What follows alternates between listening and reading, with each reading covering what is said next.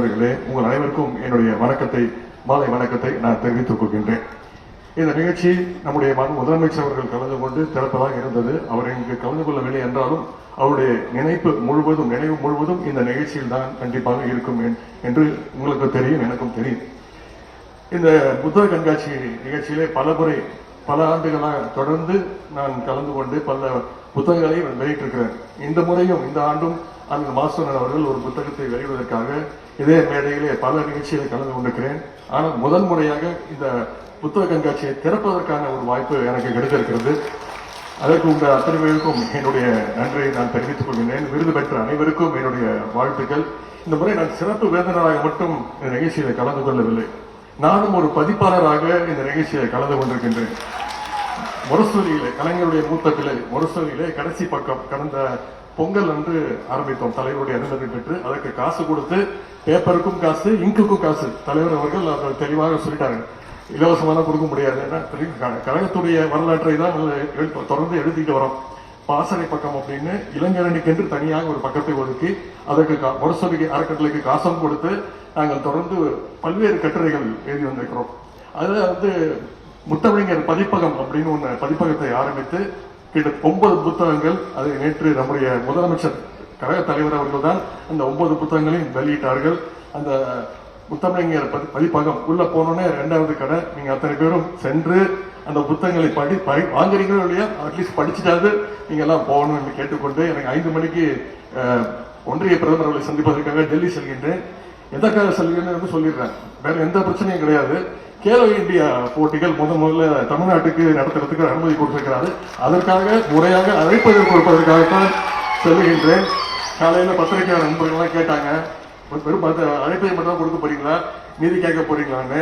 கண்டிப்பா மரியாதையா போய் கேட்டுட்டு வர்றதுதான் நம்மளுடைய கடமை. எனவே அந்த உணர்வையும் எடுத்து போயிட்டு நம்முடைய முதலமைச்சர் அவர்கள் வாழ்த்து செய்திகள் அனுப்பியிருக்கிறாங்க. அதை இங்கே நான் படிக்க கடமைப்பட்டிருக்கின்றேன். தமிழ்நாடு முதலமைச்சர் வாழ்த்துறை. தமிழ்நாட்டின் மிகப்பெரிய அறிவு திருவிழாவான சென்னை புத்தக கண்காட்சியை நேரில் வந்து தொடங்கி வைக்க இருந்த நிலையில் தவிர்க்க இயலாத காரணங்களால் அது இயலாமல் போனதற்கு நான் வருந்துகின்றேன். 47வது சென்னை புத்தக காட்சி நிகழ்வு மிக பெரும் வெற்றியடையும், அதிக அளவிலான புத்தகங்கள் விற்பனையாகவும் நான் வாழ்த்துகின்றேன். இன்னும் சில ஆண்டுகளில் 50வது ஆண்டு புத்தக கண்காட்சி நடைபெறப் போகின்றது. இது வாசிப்பின் மீதும் அறிவு தேடலின் மீதும் பற்று கொண்டு பகுத்தறிவாலும் முற்போக்கு சிந்தனையாலும் தமிழ் சமூகம் முன்னோக்கி நடைபோடுவதன் அடையாளம். எனவே அந்த பணியை தொடர்ந்து மேற்கொண்டு வரும் தென்னிந்திய புத்தக விற்பனையாளர்கள் மற்றும் பதிப்பாளர் சங்கத்திற்கு என்னுடைய நன்றியை நான் தெரிவித்துக் கொள்கின்றேன். புதிதாக தேர்ந்தெடுக்கப்பட்டுள்ள இந்த சங்கத்தின் தலைவர் கவிதா சொக்கலிங்கம் அவர்களுக்கும் மற்றும் உள்ள பொறுப்பாளர் அனைவருக்கும் என்னுடைய மனமார்ந்த வாழ்த்துக்கள். புத்தகம் வெளியிடுவது, பதிப்பிப்பது, விற்பனை செய்வது என்பது மற்றும் ஒரு தொழில் அல்ல, அது அறிவு தொண்டு. தமிழாட்சியும் தமிழர்களின் ஆட்சியும் நடைபெறும் நம்முடைய தமிழ்நாட்டில் இத்தகைய அறிவு திருவிழாக்கள், தமிழ் திருவிழாக்கள் அதிகம் நடக்க வேண்டும். அதற்கு ஊக்கமளிக்கும் வகையில்தான் படைப்பாளர்களுக்கு உற்ற தோழராக விளங்கிய தலைவர் கலைஞருடைய 100ஆண்டான இந்த ஆண்டு பேராசிரியர் சிவசுப்பிரமணியன், உமா மகேஸ்வரி, தமிழ் மகன், அழகிய பெரியவன், வேலு சரவணன், மயிலை பாலு ஆகியோர் இந்த ஆண்டுக்கான கலைஞர் பொற்கீழ் விருதை பெற்றிருக்கிறார்கள். அவர்களுக்கும் பபாசியுடைய விருது பெற்றுள்ள பிற படைப்பாளர்கள் அனைவருக்கும் என்னுடைய மனமார்ந்த பாராட்டுக்கள். வாசிப்பு பழக்கம் என்பது ஒரு தனி மனிதனின் அறிவுத்திறத்தின் அடையாளம் மட்டுமல்ல, ஒரு சமூகம், மாநிலம், நாடு எந்த அளவு வளர்ந்துள்ள என்பதற்கான அடையாளம்.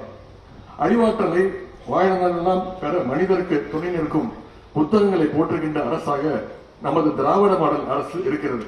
அதனால்தான் தலைவர் கலைஞர் அவர்கள் சென்னையில் அண்ணா நூற்றாண்டு நூலகம் உருவாக்கினார். நாம் மதுரையில் கலைஞர் நூற்றாண்டு நினைவு நூலகம் உருவாக்கியுள்ளோம். புத்தகங்கள் மேல் எத்தகைய ஆர்வமும் அக்கறையும் கொண்டவர்கள் நாங்கள் என்பதற்கு இது ஒரு சிறிய எடுத்துக்காட்டு. தமிழறிஞர்களின் நூல்கள் மற்றும் நாட்டுடைமைய எழுத்தாளர்களுடைய பிறந்த நாள் கூட்டங்கள், குறைந்த விலையில் சங்க இலக்கிய நூல்கள் வெளியீடு, திராவிட களஞ்சியம் உருவாக்கம், ஊடகவியலாளர்களுக்கு கலைஞர் எழுதுகோள் விருது, உலக பல்கலைக்கழகங்களில் செம்மொழி தமிழ் இருக்கைகள், நூலகங்களுக்கு சிற்றிதழ்கள், இலக்கிய மாமணி விருதுகள், உயரிய விருது பெற்ற எழுத்தாளர்களுக்கு கனவு இல்லம், திசைதோறும் திராவிடம், முத்தமிழர் மொழிபெயர்ப்பு திட்டம் என்று ஏராளமான தமிழ் காப்பு திட்டங்களை இன்றைய திராவிட முன்னேற்ற கழக அரசு செயல்படுத்தி வருகின்றது. தமிழ்நாடு பாடநூல் கல்விக் கழகம் ஏராளமான புத்தகங்களை வெளியிட்டு விற்பனை களத்தில் உயர்ந்து நிற்கின்றது. புத்தகம் வாசிக்கும் வழக்கத்தை மக்கள் இயக்கமாக மாற்றுவதற்காக சென்னை புத்தக காட்சியை போல தமிழ்நாட்டின் எல்லா மாவட்டங்களிலும் கடந்த ஆண்டு முதல் புத்தக கண்காட்சி நடத்தப்பட்டு வருகின்றன. அடுத்தடுத்ததாக தமிழ்நாடு அரசு எடுத்த மிக முக்கியமான முயற்சி என்பது பன்னாட்டு புத்தக கண்காட்சி. உலகளாவிய அறிவு பரிமாற்றத்தை நோக்கமாக கொண்டு நமது செழுமையான தமிழ் இலக்கிய படைப்புகளை உலகம் முழுக்க எடுத்துச் செல்லவும், சிறந்த பன்னாட்டு அறிஞர்கள் மற்றும் எழுத்தாளர்களுடைய படைப்புகளை பற்ற தமிழில் அவற்றை வழங்கவும் நடத்தப்படுகின்ற இந்த பன்னாட்டு புத்தக கண்காட்சியில் இந்த ஆண்டு 38 நாடுகள் பங்கேற்க இருக்கின்றன. வருகின்ற 16, 17, 18 ஆகிய நாட்களில் நந்தம்பாக்கத்தில் உள்ள சென்னை வர்த்தக மையத்தில் 6 கோடி ரூபாய் செலவில் இது நடைபெற இருக்கின்றது. ஆங்கில எழுத்துலகத்தில் இருப்பதை போலவே 20 இலக்கிய முகவர்களை பயிற்சி கொடுத்து தமிழ்நாடு அரசு உருவாக்கி இருக்கின்றது. எழுத்தாளர்களுக்கும் வெளிநாட்டு பதிப்பு நிறுவனங்களுக்குமான பாலமாக இந்த இலக்கிய முகவர்கள் இருப்பார்கள். தமிழ் படைப்புகள் உலகின் பிற மொழிகளுக்கு கொண்டு செல்லப்படும். இந்தியாவில் எந்த மொழிக்கும் இப்படி இலக்கிய முகவர்கள் இல்லை என்கிற அளவில் இந்த முயற்சியை நாம் மேற்கொண்டு வருகின்றோம். அதேபோல் கடந்த ஆண்டு தமிழ்நாடு அரசு எடுத்த இன்னொரு மிக முக்கியமான முன்னெடுப்பு என்பது இலக்கிய திருவிழாக்கள்.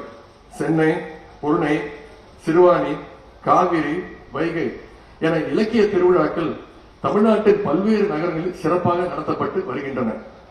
இளைஞர்களின் படைப்பாற்றலை ஊக்குவிக்கும் வகையில் இந்த ஆண்டு முதல் இளைஞர் இலக்கிய திருவிழாவும் நடத்தப்பட இருக்கின்றது. இலக்கியம் என்பது இயக்கமாக மாற வேண்டும். மனிதரின் அன்றாட பழக்கமாக வாசிப்பு பழக்கம் இருக்க வேண்டும். புத்தகங்களை பரிமாறிக்கொள்வதை ஒரு இயக்கமாகவே நான் உருவாக்கி இருக்கின்றேன். எனக்கு அன்பளிப்பாக வழங்கப்படும் புத்தகங்களை கிராமப்புற நூலகங்களுக்கும் வாசக சாலைகளுக்கும் வழங்குவதை நான் வழக்கமாக வைத்துள்ளேன். புத்தகம் வழங்குவது என்பது அறிவு கொடையாக அமையும். புத்தகங்கள் வாங்குகின்ற பழக்கத்தை, நூலகங்களுக்கு செல்கின்ற பழக்கத்தை பள்ளிக்காலத்திலேயே மாணவர்களிடம் ஏற்படுத்த வேண்டும். புதிய சிந்தனைகளை கல்லூரி மாணவர்களிடம் உருவாக்க வேண்டும். இது தமிழ் பற்றை, தமிழ் ஆர்வத்தை, தமிழ் உணர்ச்சியை, தமிழ் எழுச்சியை உருவாக்கும். சின்னச்சாமியும் அரங்கநாதனும் தீக்குளித்தார்கள். சிதம்பரம் ராசேந்திரன் துப்பாக்கி குண்டுக்கு மார்பை காட்டினார்.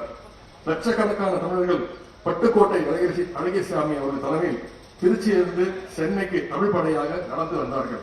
இவையெல்லாம் வேறு எந்த மொழியிலும், இனத்திலும், நாட்டிலும் பார்ப்பதே அரிது.